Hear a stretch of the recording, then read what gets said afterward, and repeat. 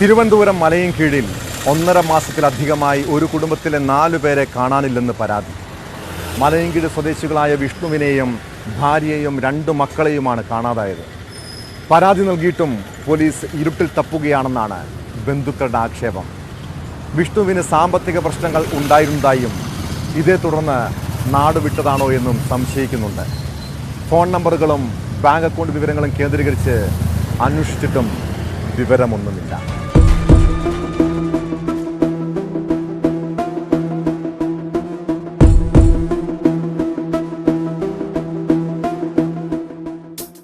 മലയൻകീഴ് വിളവൂർക്കൽ ശിവശൈലം വീട്ടിൽ വിഷ്ണു, ഭാര്യ കാവ്യ, ഇവരുടെ മക്കളായ 4 വയസ്സുള്ള അൻവിക, 3 മാസം പ്രായമുള്ള അദ്വൈത് എന്നിവരെയാണ് കാണാതായതായി പരാതിയുള്ളത്.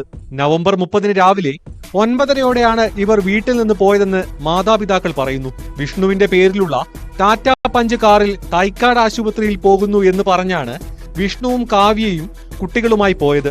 ആർമി റിട്ടയർഡ് ഉദ്യോഗസ്ഥനായ അച്ഛനും അമ്മയും ഇവരെക്കുറിച്ച് വിവരം ലഭിക്കാതെ വിഷമത്തിലാണ്. Malayinkeezh police, Kattakkada DySP, rural SP, മുഖ്യമന്ത്രി എന്നിവർക്ക് പരാതി നൽകിയെങ്കിലും ഇതുവരെയും ഇവരെ കണ്ടുപിടിക്കാനായിട്ടില്ലെന്ന് മാതാപിതാക്കൾ പറഞ്ഞു. 29 രാത്രി എന്നോട് പറഞ്ഞു രണ്ടുപേരും, ഞങ്ങൾ നാളെ ആശുപത്രി പോകുന്നു. അങ്ങനെ കാറിൽ, ടാറ്റ പഞ്ച് കാറിൽ കയറി അവർ പോകുന്നു മാത്രമേ ഞാൻ കണ്ടിട്ടുള്ളൂ. വീട്ടു നടന്ന് കയറി അവർ പോയിട്ട് ആശുപത്രി ഇരിക്കുന്നതായിട്ട് സ്റ്റാറ്റസ് ഇട്ടിട്ടുണ്ട്. മോയൊരു കപ്പിൽ ചായയും വെച്ചുകൊണ്ടിരിക്കുന്നത്. അതിനുശേഷം ഇതുവരെ യാതൊരു വിവരവും. ഞാൻ ഇനി കയറി ഇറങ്ങാത്ത ഒരു സ്ഥലവുമില്ല. ഇത് 50 ദിവസം കൊണ്ട് എനിക്ക് പോക്കും വരവും തന്നെയാണ്. അവസാനം ഹൈക്കോർട്ടിൽ, മുഖ്യമന്ത്രിക്കൊക്കെ ഞാൻ പരാതി കൊടുത്തു, റൂറലിലും കൊടുത്തു, എല്ലാവരും കൊടുത്ത് മാനസികമായി തകർന്നിരിക്കുകയാണ്. എന്തുകൊണ്ടാണ് പോയതെന്ന് ഞങ്ങൾക്ക് അറിയില്ല. പോലീസിന്റെ ഭാഗത്തു നിന്ന് അനുകൂലമായ നിലപാട് ഉണ്ടാക്കാത്തതിനാൽ ഹൈക്കോടതിയെ സമീപിക്കാൻ ഒരുങ്ങുകയാണ് മാതാപിതാക്കൾ. അതേസമയം ഫോൺ നമ്പറുകളും ബാങ്ക് അക്കൗണ്ട് വിവരങ്ങളും കേന്ദ്രീകരിച്ച് അന്വേഷിച്ചിട്ടും വിവരം ലഭിച്ചിട്ടില്ലെന്നാണ് പോലീസ് പറയുന്നത്.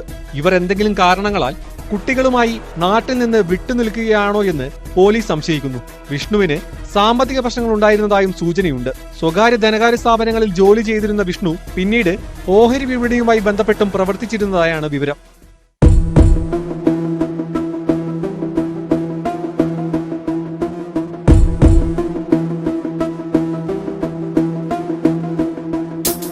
ന്യൂസ് 18 നെയ്യാറ്റിൻകര.